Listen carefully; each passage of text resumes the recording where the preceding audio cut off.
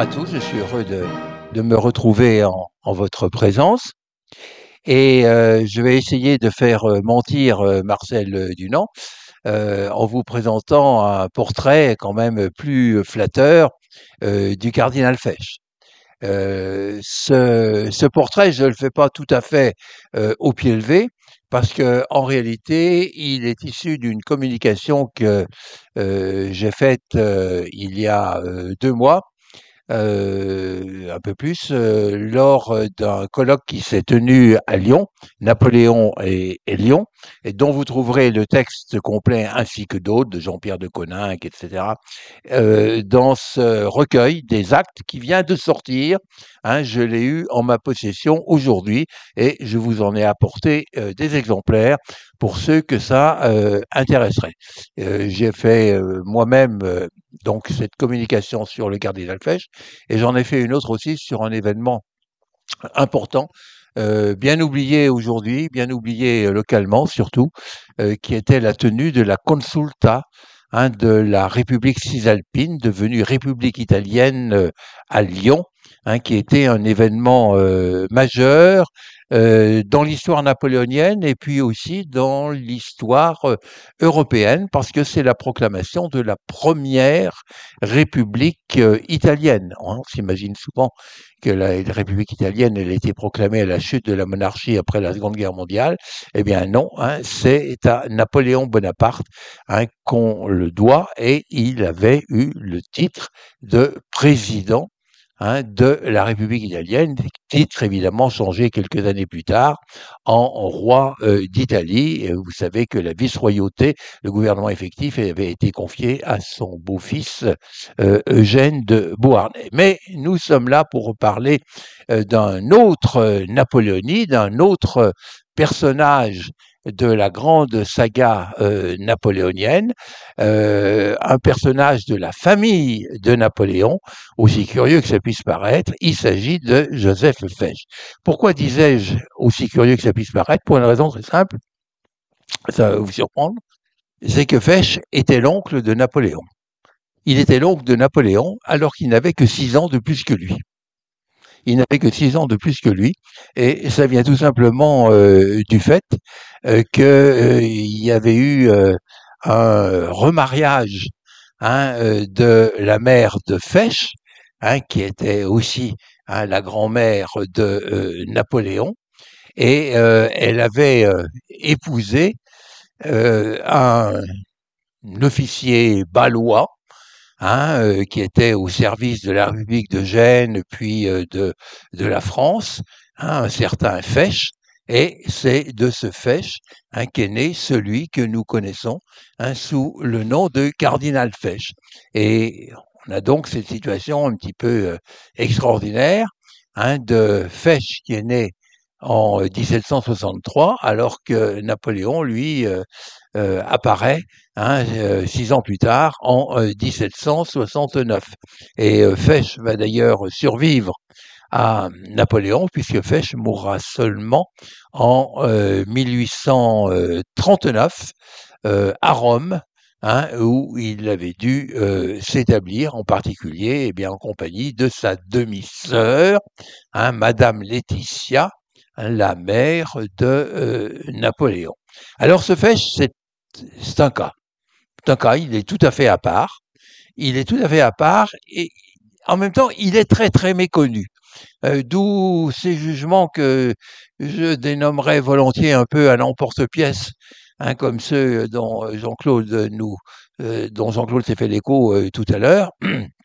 Et à mon avis, Fesch, avec beaucoup de contradictions, avec beaucoup même de revirements, est quelqu'un d'extrêmement intéressant, qui tient une place très originale dans l'histoire napoléonienne, dans l'histoire européenne, dans l'histoire française, et puis aussi dans l'histoire lyonnaise. Et c'est peut-être ce qui explique mon intérêt premier pour lui, puisque il a été archevêque de Lyon.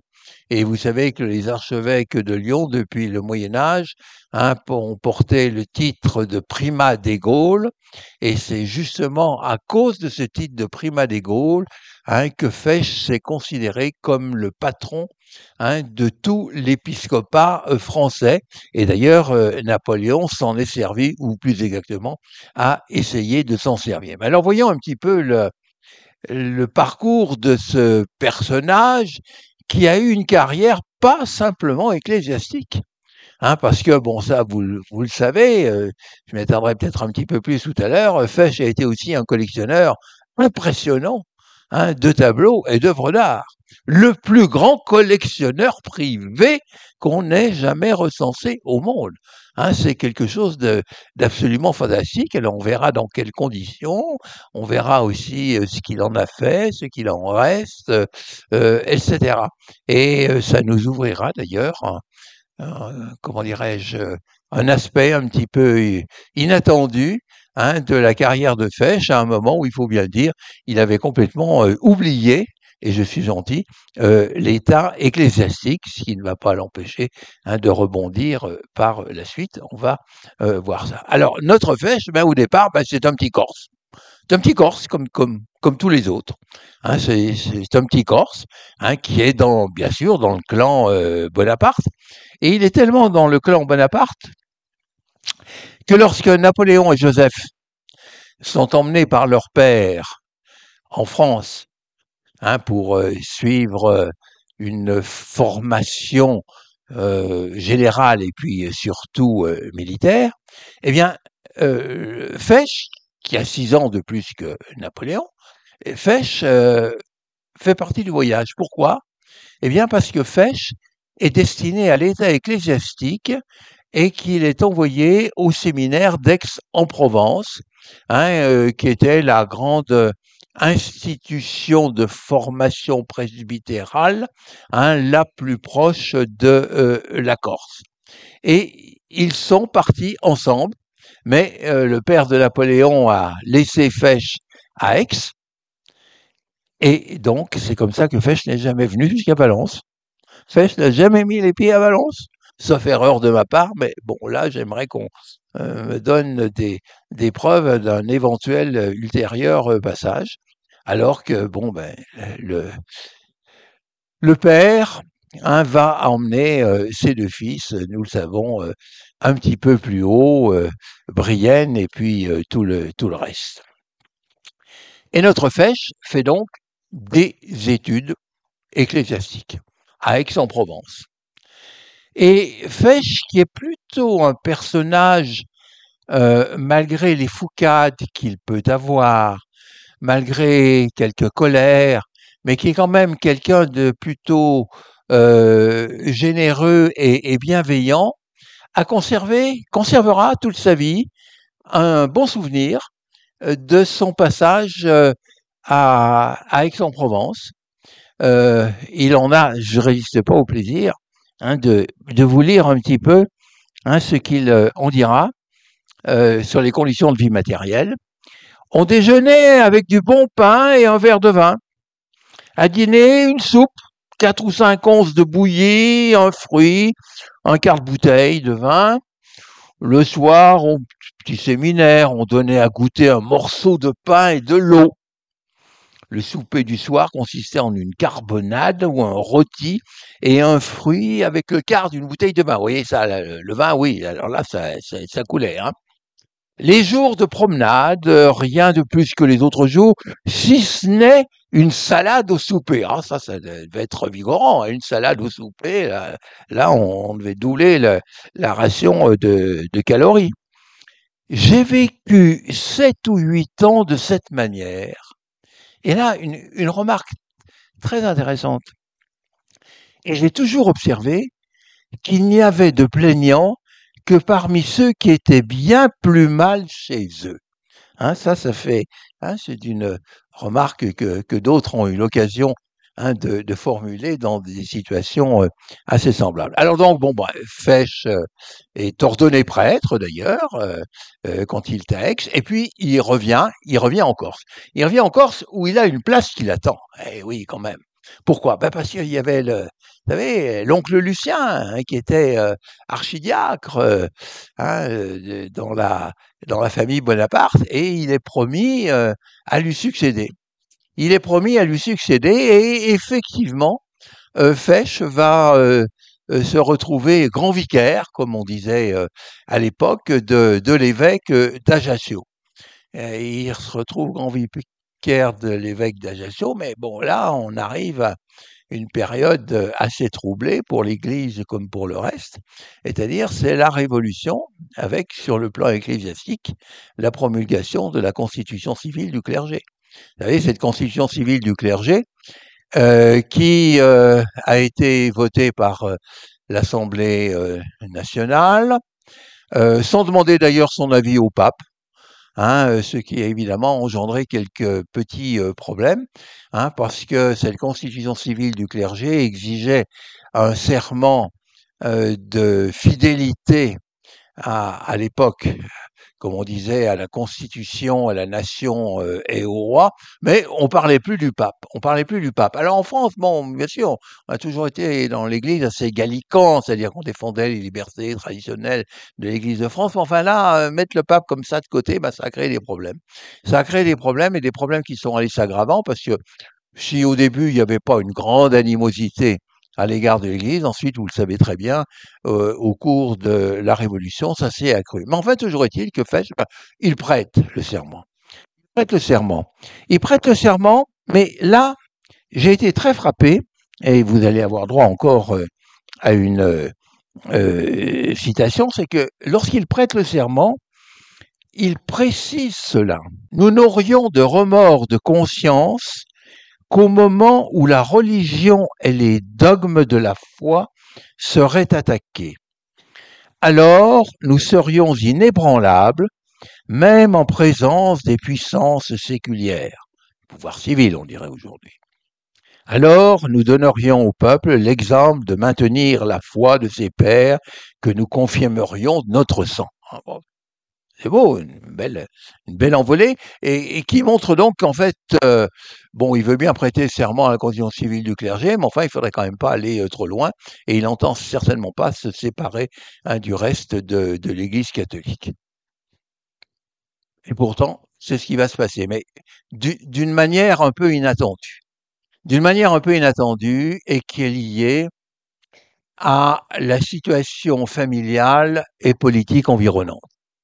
C'est-à-dire que, bon, Fesch, je vous l'ai dit, il fait partie du clan Bonaparte. Il fait partie du clan Bonaparte, c'est-à-dire qu'il est honni par ceux qui n'en font pas partie, c'est-à-dire par tous les autres Corses qui ne sont pas dans le même camp que les Bonaparte. Et voilà pourquoi, avec Napoléon, Laetitia, puis la ribambelle de frères et sœurs, il va devoir quitter l'île. Il est obligé d'aller se réfugier sur le continent. Et alors, à partir de là, produit quelque chose qui n'était pas très original à l'époque, mais qui peut quand même sembler un petit peu surprenant. C'est que Fesch abandonne tout simplement l'État ecclésiastique. Il l'abandonne, sans tambour ni trompette. C'est pas le genre à faire des déclarations tonitruantes, absolument pas. Mais bon, puisque les temps sont troublés, puisqu'on fait la chasse aux prêtres, quand même, faut pas l'oublier. Je vous rappelle que c'est une période qui, en particulier en 1799 à Valence, va se terminer par la mort du pape Pie VI, et le bel enterrement civil que la Révolution française lui a réservé. Ça, c'est pour quand même se remettre un petit peu dans le bain de l'époque. Alors, je suis prudent. On le voit plus. Ou plus exactement, on le voit là où on ne l'attendait pas. On le voit là où on ne l'attendait pas, et dans une situation qui lui permet de profiter de ses relations familiales. Alors évidemment, le temps a passé, c'est-à-dire que nous sommes après Thermidor, lorsque le petit Napoléon devient quand même un personnage de plus en plus important, général de la République, général victorieux, l'armée d'Italie et tout ça. Et Fesch va se retrouver dans la position de ce qu'on pourrait appeler un commissaire des guerres, c'est-à-dire quelqu'un qui s'occupe de l'approvisionnement des armées. Ce qui était une position, on va employer un mot un peu savant, lucrative, comme c'est pas permis. C'est-à-dire qu'il s'est fait un fric fou.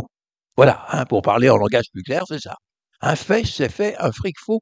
D'autant plus qu'il a accompagné l'armée d'Italie un peu partout, en Italie, comme son nom l'indique, hein, c'est-à-dire dans tous ces endroits qui étaient annexés à la France, par étapes, mais quand même assez vite, et où la France révolutionnaire ne se privait pas, hein, de se faire remettre un certain nombre d'œuvres d'art, et c'est là que Fesch a commencé sa petite collection.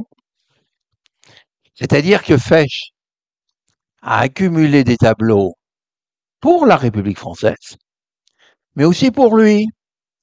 Et pour lui, parfois dans des conditions, qui aujourd'hui sembleraient, comment dire, encourir des procédures pénales.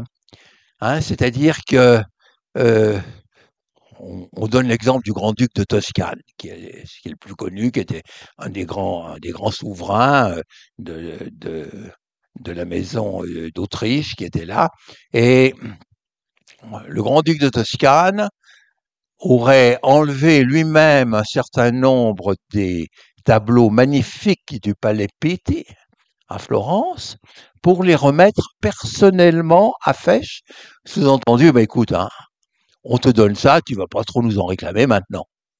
Donc, voilà comment se fait la collection de Fesch et sa fortune. Car il va avoir beaucoup d'argent.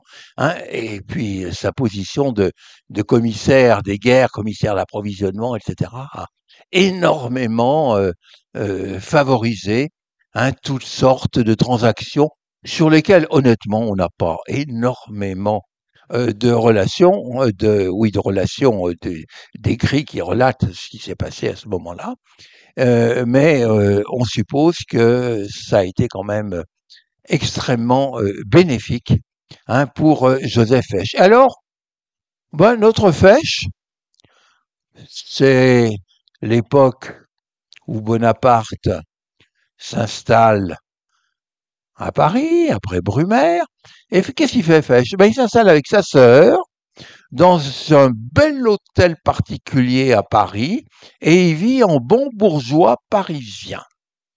Avec sa sœur, il a toujours été lié à sa sœur. Hein, et il a toujours été lié à elle, mais j'ai même envie de dire que c'est la seule femme qu'il a vraiment fréquentée, hein, parce que Fesch, manifestement, n'était pas intéressé par les conquêtes féminines. En cela, il est un petit peu à part dans la famille Bonaparte, me direz-vous. Bien. Mais Fesch vit en bon bourgeois à Paris, dans un superbe hôtel, et les jours s'écoulent tranquillement. Il s'occupe de ses tableaux, il les fait restaurer, il en acquiert d'autres, il fait toutes sortes de transactions, etc., etc. Et puis un jour, concordat. Napoléon passe un concordat avec le pape. Je ne reviens pas là-dessus, ça n'a pas été facile, mais ce concordat a été quand même une des grandes œuvres, hein, de Napoléon, enfin qu'il n'était encore que le premier consul Bonaparte à ce moment-là.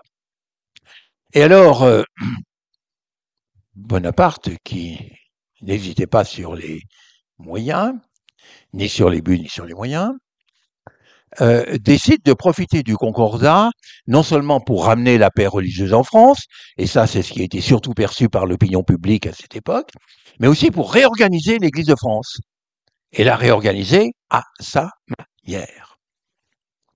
Ce qui signifiait, très concrètement, remplacer tous les évêques français. C'est le seul cas dans l'histoire de l'Église. Jamais ça s'est produit ailleurs. Hein, c'est encore une des grandes singularités de Napoléon, tant plus qu'il a quand même obtenu que le pape avalise cette façon de procéder, qui n'était pas évidente. Et d'ailleurs, le pape s'est heurté à quelques résistances, parce que quand un certain nombre d'évêques, il y en a quelques-uns qui étaient morts pendant la Révolution, ils avaient émigré. Quand un certain nombre d'évêques ont appris qu'ils devaient démissionner pour laisser la place à d'autres, bon, pas très très bien passé.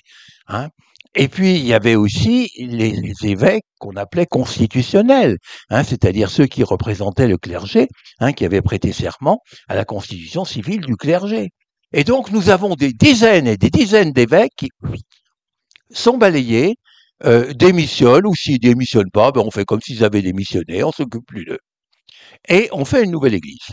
Napoléon fait une nouvelle église. Alors quand même, comme Napoléon est très intelligent, comme Napoléon veut la réconciliation des Français, il va prendre un certain nombre d'évêques d'Ancien Régime, un certain nombre d'évêques constitutionnels, mais qui acceptent maintenant sans problème l'autorité du pape, et puis il y adjoint de nouveaux évêques qu'on va consacrer un peu à tour de bras. Hein. Là, il va y en avoir pas mal. Et parmi ceux-là, Joseph Fesch, qui un beau matin apprend que son neveu venait de le nommer archevêque de Lyon. Pas mal. Je vous rappelle, archevêque de Lyon, primat des Gaules, hein, la première place au moins d'honneur dans l'épiscopat français. Et alors là, métamorphose totale. Vraiment. Là, je n'exagère pas. Notre Fesch, qui s'était tranquillement retiré de l'état ecclésiastique, qui vivait comme un bon bourgeois avec sa demi-sœur, avec Laetitia, du jour au lendemain, ou presque, il va se révéler à la fois un meneur d'hommes et quelqu'un ayant eu un grand sens de ses responsabilités religieuses et ecclésiastiques. C'est vraiment un retournement. Hein, c'est quelque chose de tout à fait extraordinaire qui s'est fait sous la houlette d'un personnage qu'on a un petit peu perdu de vue, qui était l'abbé Emery. L'abbé Emery, qui était quelqu'un que même Napoléon respectera plus tard, hein, lorsqu'il aura quelques problèmes avec l'Église. Et à l'issue d'une retraite avec l'abbé Emery, eh bien Fesch est complètement retourné.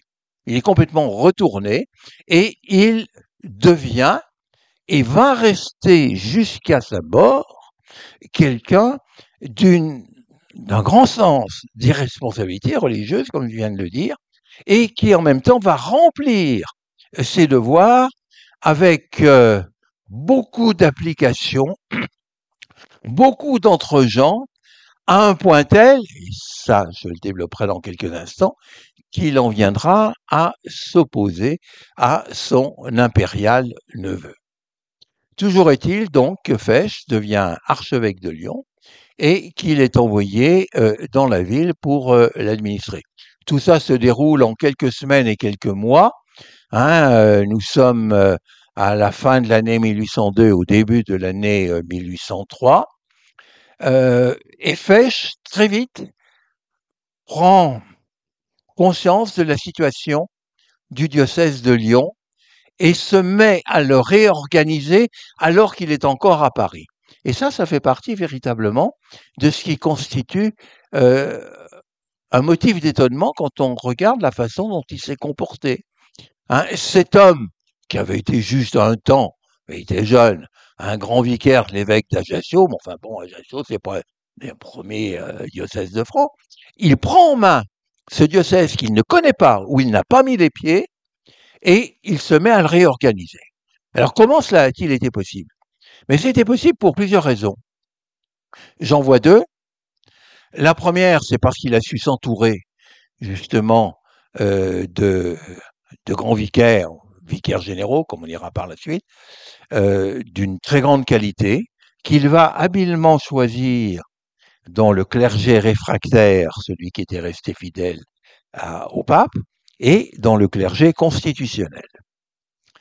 Et puis, deuxième raison, c'est qu'en fait, le diocèse de Lyon n'était pas en si mauvais état que cela. C'est-à-dire qu'il y avait encore toute une armature catholique clandestine qui avait été maintenue par un homme lui aussi tout à fait extraordinaire et complètement oublié aujourd'hui, qui s'appelait l'abbé Linsola, l'abbé Jacques Linsola, hein, qui agissait pour le compte de l'archevêque en exil, qui est d'ailleurs mort en exil. Bon, et le diocèse était en fait en état de fonctionner, mais Fesch va être celui qui remet tout officiellement en route. Et qu'il remet très très rapidement. Là aussi, hein, ça se passe en quelques semaines. Et alors Fesch s'appuie, hein, sur ses grands vicaires, il s'appuie sur l'appareil ecclésiastique du diocèse de Lyon. J'allais faire une erreur en parlant du département du Rhône. Non, attention. Le diocèse de Lyon, à cette époque, il comprend 3 départements. Le Rhône, la Loire et l'Ain. C'est-à-dire c'est un diocèse qui est très grand, hein, et qui est très grand dans le cadre justement de la réorganisation qui a été voulue par Napoléon, hein, puisque grosso modo un diocèse c'était un département. Eh ben, Lyon, l'archidiocèse de Lyon confié à Joseph Fesch, hein, lui regroupe 3 départements. Et Fesch va s'en occuper. Et il va très très bien s'en occuper avant même de pouvoir y mettre les pieds, parce que bon, il a fallu quand même un certain temps d'acclimatation, il a fallu mettre en place des gens, et on va assister à ce spectacle tout à fait extraordinaire que en 1803, lorsque Fesch arrive à Lyon, il va procéder lui-même à des milliers, je dis bien, à des milliers de confirmations d'enfants qui n'avaient pas pu recevoir ce sacrement, hein, pendant la période révolutionnaire. C'est-à-dire que Fesch s'implique personnellement, hein, parce que faire 3000 confirmations, ça se fait pas du jour au lendemain, tant plus qu'on peut pas les faire, hein, toutes dans le même endroit. Eh bien, c'est typique de l'activité que Fesch développe à certains moments, quand il est à Lyon, parce que Fesch n'est pas très souvent à Lyon. Hein, je vais développer ça. Bien entendu, nous allons voir quelles sont ses autres fonctions. Mais auparavant, j'insiste sur le fait qu'il y a toute une armature sur laquelle Fesch s'appuie et surtout qu'il développe. Et Fesch va être très très fort. C'est-à-dire que il va faire venir auprès de lui des prêtres qu'il a rencontrés un peu partout, qui n'ont aucun rapport avec Lyon, mais dont il a décelé les qualités d'organisation, et il leur confie des missions précises pour remettre en état le diocèse. Il va s'appuyer également sur les congrégations religieuses féminines qui sont en train de réapparaître. Pourquoi je dis féminine? Ben parce que les congrégations religieuses masculines, Napoléon n'en veut pas. Il s'en méfie.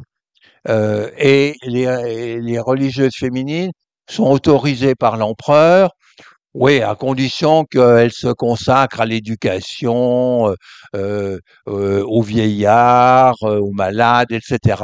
Et Fesch va se servir très très habilement de ça pour remettre en place je sais pas, 10, 20 congrégations religieuses féminines dans le diocèse de Lyon, et il les aide personnellement en leur achetant notamment les lieux où elles peuvent s'installer. C'est-à-dire que son immense fortune, Fesch l'a utilisée pour le bien du diocèse de Lyon. Et il fait la même chose d'ailleurs vis-à-vis des petits séminaires. Il met des petits séminaires un peu partout. Il y a un grand séminaire qui est à Lyon. À l'époque, c'est à la Croix-Rousse.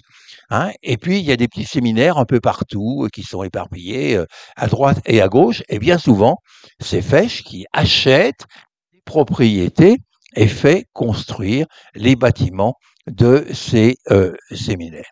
Et alors donc, Fesch a été un homme, hein, tout à fait extraordinaire en ce qui concerne l'organisation de son diocèse, qu'il a prise en main tout en étant, je le répète, pas très souvent sur place, mais il s'est appuyé sur ses grands vicaires, dans lesquels il avait une confiance absolue, qui le lui ont bien rendu. Et là aussi, il y a une citation précise que je voudrais vous donner, parce qu'elle montre qu'au fond, Fesch n'était pas un but de lui-même. Il écrit à un de ses grands vicaires: n'est-ce pas un miracle continuel de la Providence qu'on trouve des subordonnés qui se plient à suivre les impulsions du chef qui très souvent ne vaut pas le subordonné? C'est une remarque assez fine du point de vue psychologique. C'est en plus une remarque pleine d'humilité parce qu'évidemment, hein, quand il disait le chef, il pensait à lui-même. Et lui qui a été, comme je vous l'ai dit, réputé pour être assez cassant, eh bien, était quand même capable de reconnaître tout ce que les autres pouvaient faire et il savait s'appuyer sur eux et leur rendre hommage le cas échéant. Alors, je vous ai dit, Fesch, il a fait d'autres choses. Quoi donc? Il a fait beaucoup de choses, Fesch.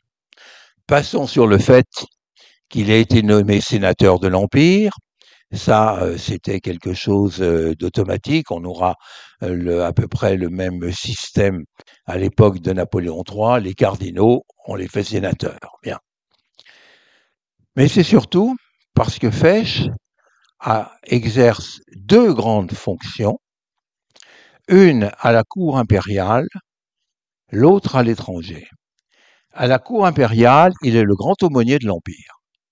Il est le grand aumônier de l'Empire. Et voilà donc comment celui qui fait partie des Napoléonides, qui fait partie de la famille impériale, préside à toutes sortes de grandes cérémonies. Par exemple, j'en donne un seul exemple, c'est lui qui va baptiser le futur Napoléon III. Mais c'est lui aussi qui a célébré le mariage de Napoléon et de Marie-Louise.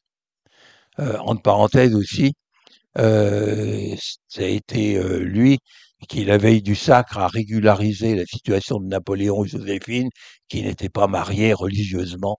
Bon, petit détail qu'il a quand même fallu régler avant la cérémonie de Notre-Dame. Bien. Grand aumônier de l'Empire, ça impliquait une présence importante à Paris. Ça impliquait aussi, en fait, et de ce côté-là, ça se conjuguait avec sa fonction de prix des Gaules, une sorte de prééminence parmi les évêques qui composaient l'Assemblée épiscopale de France. Et j'en profite aussi pour mentionner quelque chose d'assez curieux, mais qui au fond est très révélateur.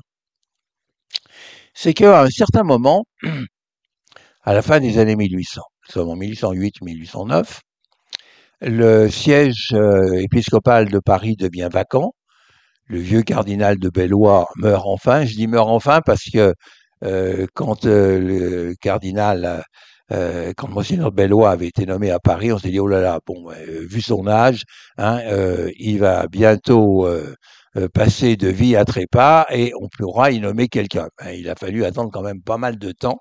Et à ce moment-là, pour diverses raisons, Napoléon dit à Fesch, tu vas devenir archevêque de Paris. Et là, Fesch, il dit pas non, mais il dit, d'accord, mais je reste aussi archevêque de Lyon. Bon, c'était pas complètement impossible, mais bon.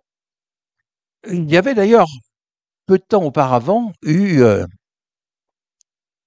petit peu une situation semblable lorsque il avait été nommé coadjuteur de l'évêque le plus important d'Allemagne, auquel là aussi il aurait pu succéder.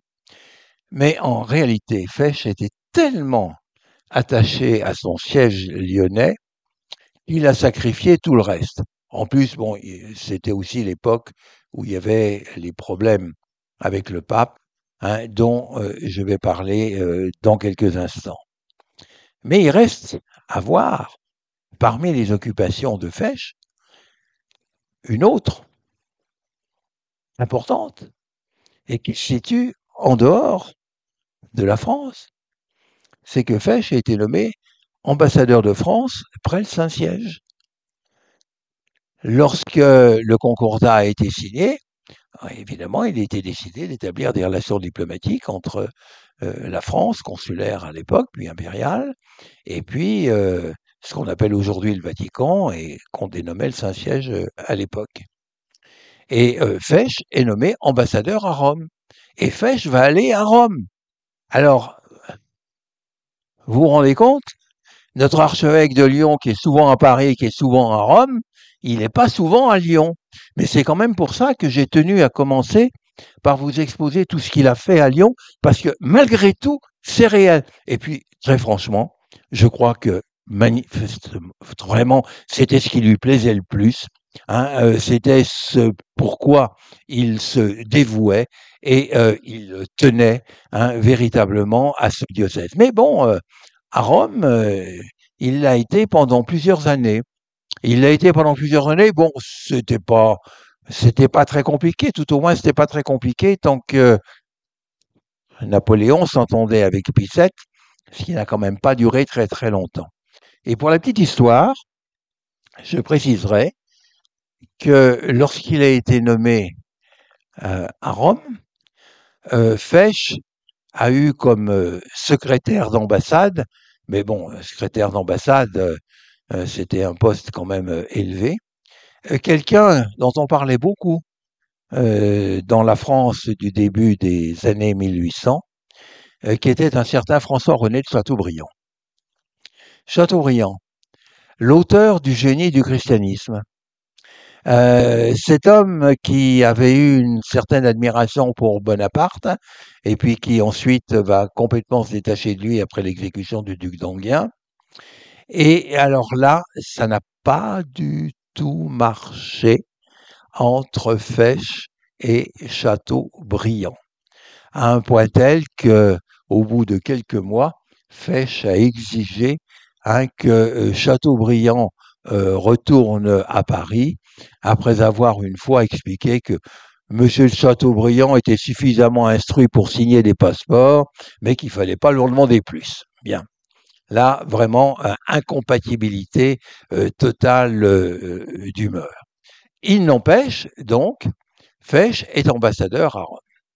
Et alors, tout ça se maintient sans trop de problèmes, comme je vous le disais tout à l'heure, jusqu'à la fin de la première décennie, hein, nous sommes en 1808-1809. Pourquoi? Pour une raison très simple, c'est que les relations entre Napoléon et Pie VII se détériorent. Et elles se détériorent euh, pour deux raisons. Une raison, je dirais, de politique italienne, et puis une raison de politique religieuse.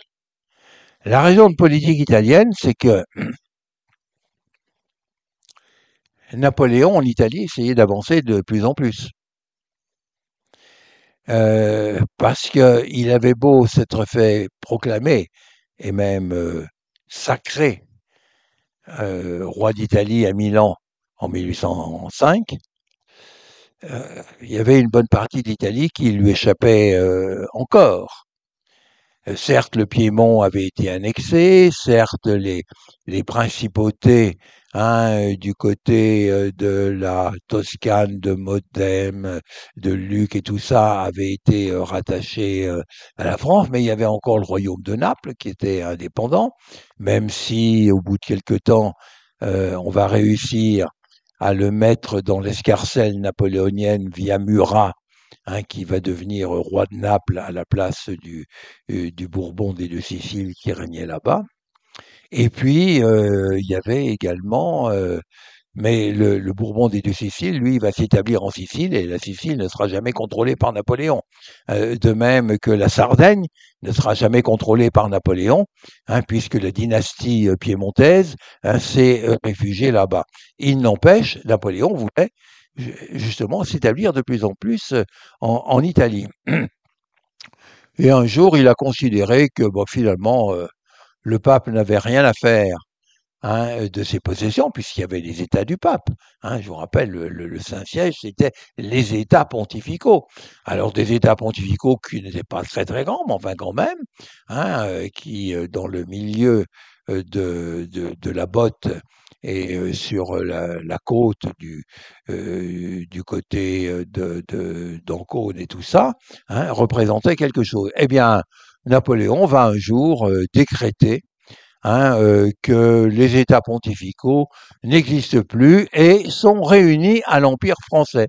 Vous savez, c'est les cartes, hein, qu'on voit de ce qu'on appelle le Grand Empire, hein, quand il y avait des départements, hein, qui allaient de la Catalogne espagnole, hein, jusqu'aux anciens États du pape et au nord jusqu'aux Pays-Bas. Et là, en Italie, ça s'est mal passé. Ça s'est mal passé en Italie, à Rome, sans qu'on sache dans quelle mesure Napoléon en a été directement à l'origine, ou si les militaires qui étaient sur place en ont fait un peu plus que ce qui leur était prescrit. Toujours est-il que le pape a été fait prisonnier, et alors là,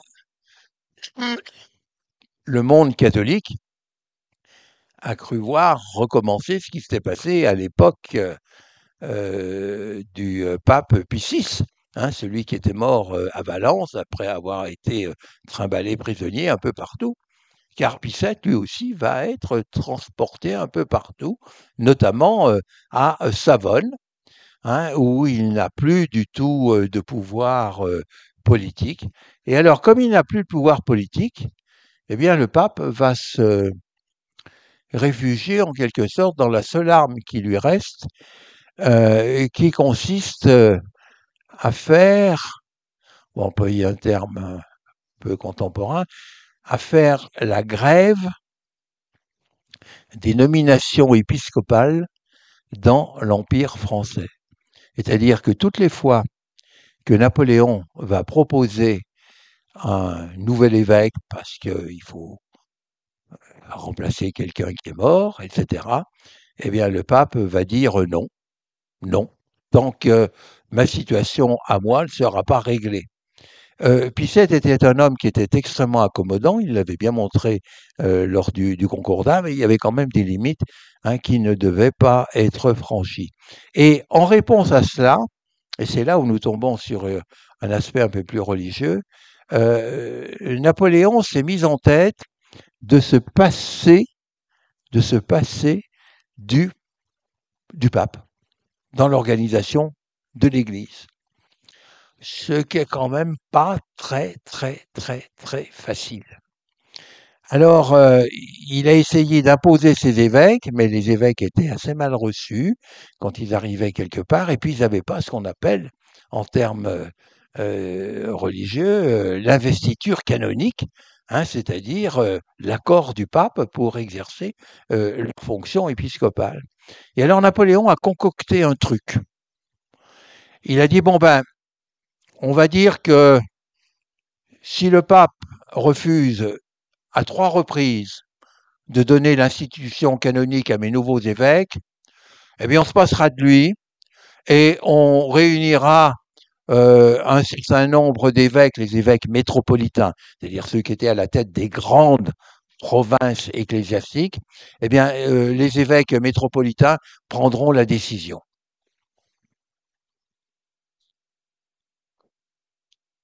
Ça n'a pas très très bien marché.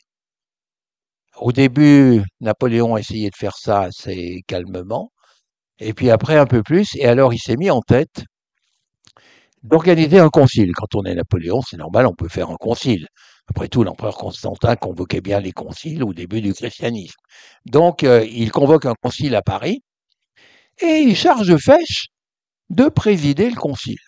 Et c'est là, honnêtement, où Fesch va se révéler, parce que le pauvre Picette qu'on a transporté de Savone jusqu'à Paris, plus exactement à Fontainebleau, hein, où on le retient prisonnier, on lui envoie Marie-Louise pour faire quelques câlins, si j'ose dire. Eh bien, Picette refuse. Oh, dans un premier temps, il a failli dire oui, et puis bon, ça n'a pas duré très très longtemps. Alors Napoléon tape du poing sur la table, et puis il dit à Fesch, allez, maintenant, c'est à toi de jouer, c'est toi qui dirige le concile, et tu fais adopter la mesure. Et alors là, et ce sera la dernière citation que je vous donnerai, Fesch a refusé. L'oncle de Napoléon a refusé de décréter que l'on pouvait se passer euh, du, euh, euh, du pouvoir du pape. Et il a même envoyé, c'est ça que je vais absolument vous citer, il a même envoyé, je dirais, une très belle, à mon avis, une très très belle lettre à Napoléon pour lui expliquer sa position.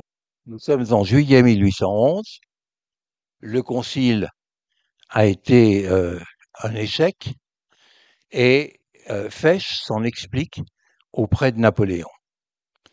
Président du concile, je me déshonorerais si je venais exprimer un vœu que les événements récents démontrent être bien opposés aux vœux présumés de l'Assemblée des évêques.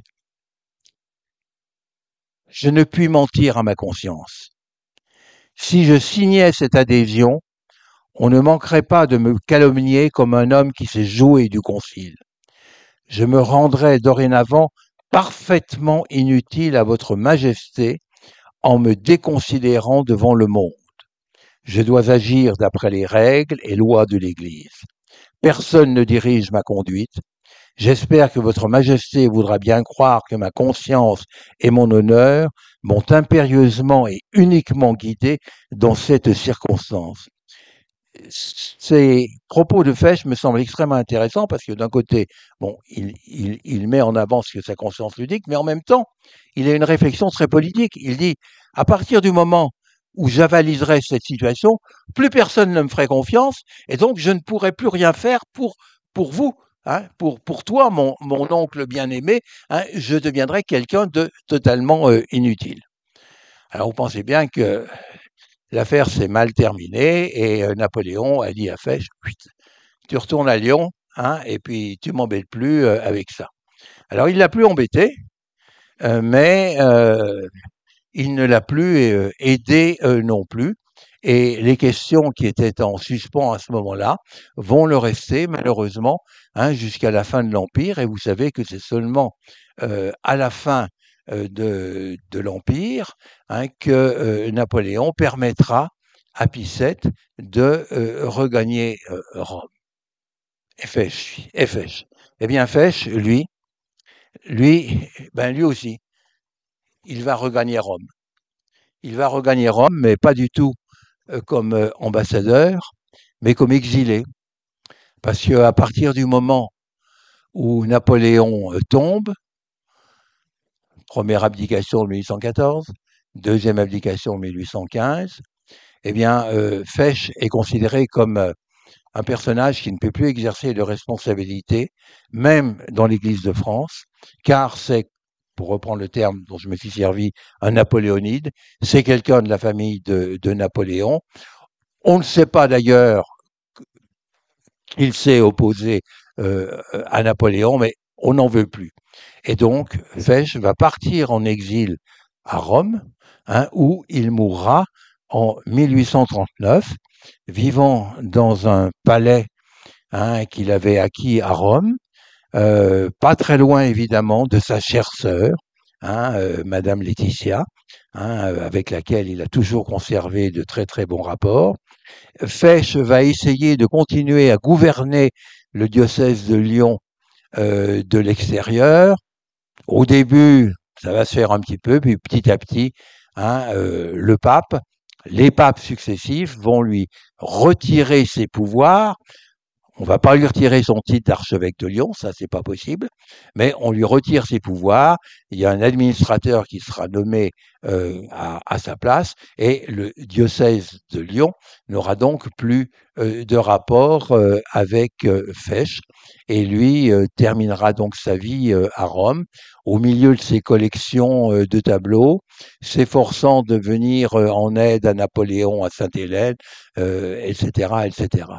Voilà donc quelle a été la trajectoire de cet homme, une trajectoire tout à fait hors norme, une trajectoire qui s'inscrit dans l'histoire de la famille Bonaparte, mais qui présente des caractéristiques très, très particulières, hein, qui font que je crois qu'il était normal d'essayer de comprendre tout ce qu'a été Fesch, tout ce qu'il a fait, tout ce qu'il a essayé de faire et la manière dont il s'est conduit. Merci de votre attention. Merci Jean.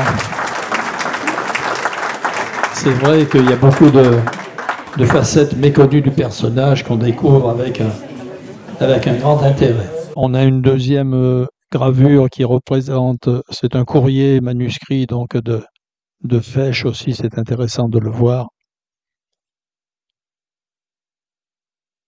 Jean, est-ce que tu peux nous dire quelques mots sur les collections du musée Fesch d'Ajaccio, puisque moi j'y suis allé il n'y a pas très longtemps encore une fois, et c'est vrai que c'est spectaculaire. Alors, il faut savoir que on ne connaît pas le nombre exact des œuvres d'art qu'avait Fesch. Au moment où il va s'établir à Rome, il dit qu'il en a 15 ou 16 000. En fait, on les a estimés à 30 000. Je dis on les a estimés. Ça semble vraisemblable, mais il est difficile de toutes les répertorier. Alors, ces œuvres d'art, mais il y a de tout dedans. Il y a de tout, parce que quand il était commissaire aux guerres, bon, vous avez compris qu'il raflait tout ce qu'il pouvait, bien entendu, et dedans, bah, il y avait des croûtes comme des chefs-d'œuvre. Les chefs-d'œuvre, ils ont été légués hein, par Fesch à un de ses neveux, à un frère de Napoléon, mais ces chefs-d'œuvre bon, constituent l'armature de la collection du musée Fesch à Ajaccio, mais il y en a d'autres. Il y en a par exemple énormément dans les églises, non seulement de Lyon, mais de tout le diocèse. On arrive parfois à les identifier à cause des cadres très particuliers de cette époque. Mais il y en a, on ne sait pas, c'est un petit mystère. Enfin, c'est un gros travail qui reste à entreprendre, qui n'est pas facile à mener et qui est dû aussi, je le signale quand même au passage, à l'opiniâtreté que Fesch a manifestée au moment de la chute de l'Empire. Parce que vous savez, quand l'Empire est tombé, bah évidemment, les Alliés, ils ont dit, ouais, on va récupérer tout ce que les Français ont piqué hein, depuis les premières campagnes de 1792. Bien. Et heureusement, Fesch avait de très très bons rapports avec celui qui était chargé par Pie VII de récupérer ce qui avait été pris dans les états du pape.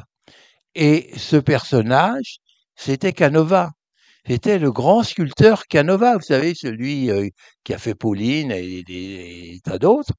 Et grâce à cette amitié personnelle, car il y avait une véritable amitié entre Fesch et Canova, ben, Fesch n'a pas eu trop de choses à rendre. Et d'ailleurs, c'était un peu la même chose avec Vivant Denon, hein, qui était celui qui gérait le Louvre à cette époque. Vivant Denon s'entendait très bien avec Canova, et comme ça, on n'a pas eu hein, nous, les prédateurs français, hein, à rendre trop de choses, au moins au Saint-Siège. Merci Jean, vous pouvez l'applaudir.